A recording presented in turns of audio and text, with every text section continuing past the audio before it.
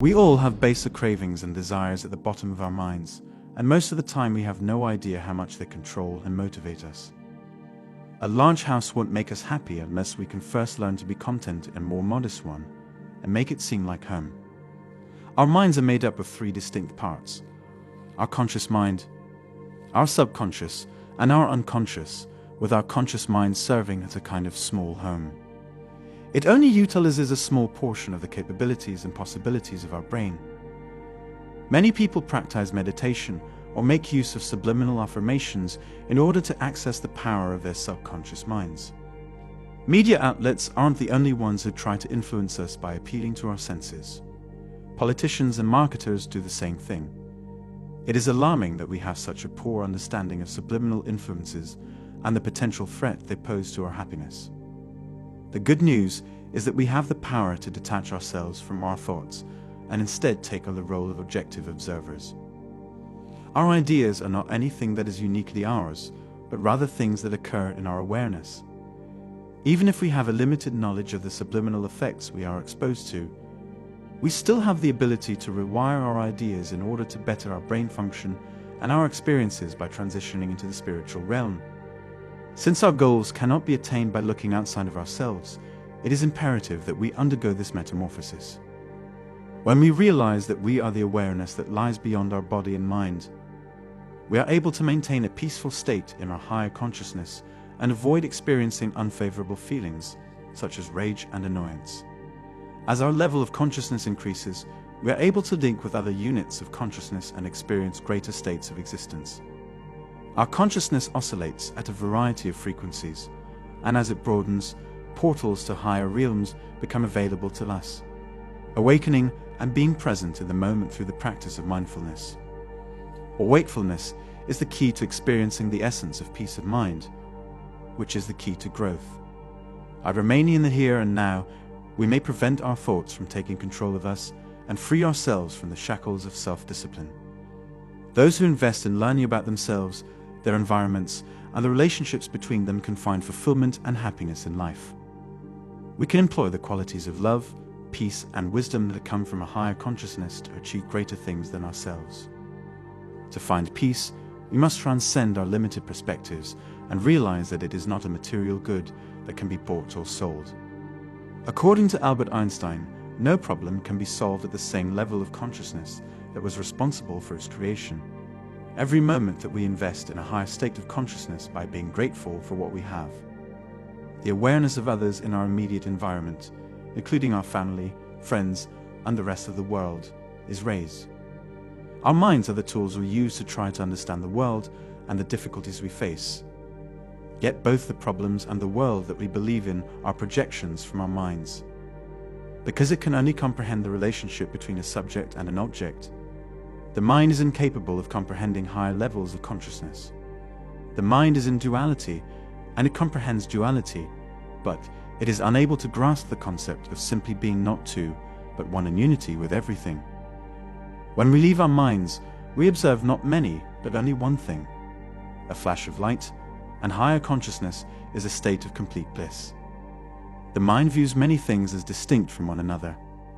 When we take a moment or two to step outside of our minds, because life does not grow better, simpler, or less confusing while we are thinking about it, so don't wait to be happy now in the now. It makes no difference what we are doing. We could be interacting with a child, watching a movie, completing arithmetic homework, or playing video games. All of these activities are now connected to our consciousness and have the same effect. Multiple states of awareness govern our responses. These influence our behaviors without requiring us to use words, but rather to communicate with one another at varying frequency. When we use the word consciousness, we are either indicating that we are aware of something, or that we are not aware of something because we are using it unconsciously. We all have a regular habitual standard of consciousness that both we and others are accustomed to. But each of us also has a unique path that allows us to achieve a greater level of awareness. We are able to access higher states of mind through activities such as singing, chanting, dancing, sports music, meditating, or creative writing, since these activities all affect our states of awareness. When we make changes to our state of consciousness, something shifts inside of us. And it may be our levels of dopamine or serotonin, or it could be that our level of consciousness shifts either higher or lower. When we are operating from our lower level of consciousness, our physical responses include being defensive, laying blame, and disputing. But when we are operating from our higher level of consciousness, we are able to transcend these responses. We put aside our own trivial concerns in order to focus about other people. Bliss is yours to love and enjoy. The more time we spend in our higher consciousness, the greater the likelihood that whatever we are envisioning in our heads will become reality. As we progress to a high level of awareness or experience an altered state of consciousness, the next frontier that we will explore is beyond the realms of our mind, our thoughts, and our reality. It is our progress in our unit consciousness.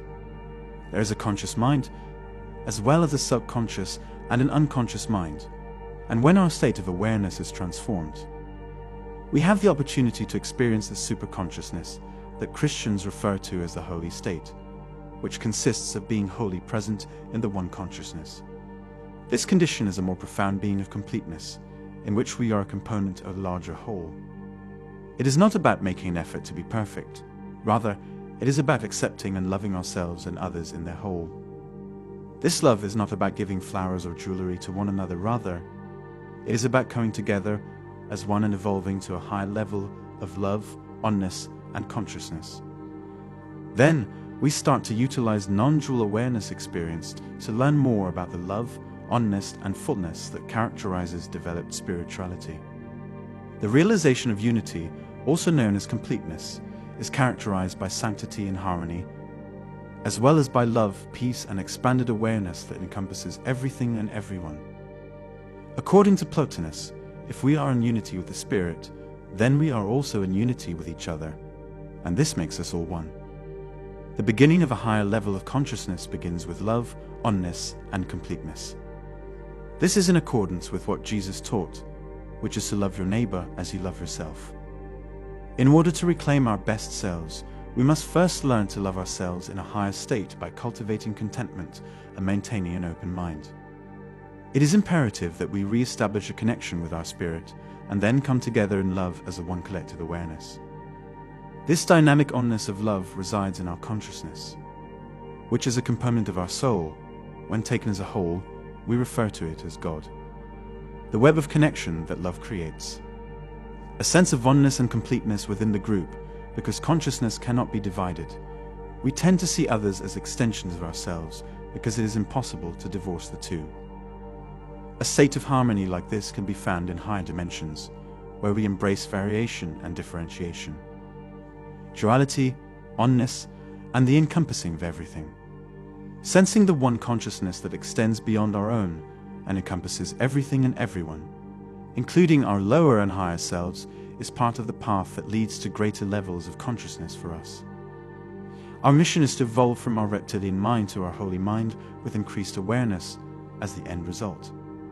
It is important to keep in mind that your thoughts are not who you are, because there are so many different faiths, philosophies, and scientific concepts surrounding the nature of creation and existence that it is easy to become confused about these topics. But if we back up and see these ideas for what they really are, oversimplified approximations of something we can't even begin to fathom, it is possible for us to understand that this mysterious force, which plays a role in the process of creation, was responsible for our birth. Collectively adopting this perspective allows us to release our preconceptions about God and discover our inherent divinity in the cosmos. We are God guiding our contemporaries towards or into their true selves, and we are in the position of a collective consciousness. Additionally, everything is God and influences our being to become closer to our higher selves, where we strive to live in a more divine manner as beings who are intended to be individual and unique expressions of the divine. As we grow to accept this perspective, and as language continues to develop, we will eventually come to understand the significance of this item, which arises from our familiarity with the divine. The explanation of God's existence is that He is the one and only source of creation. The non-superstitious origin of God's creation can then be utilized to define the mysteries surrounding how we came into existence.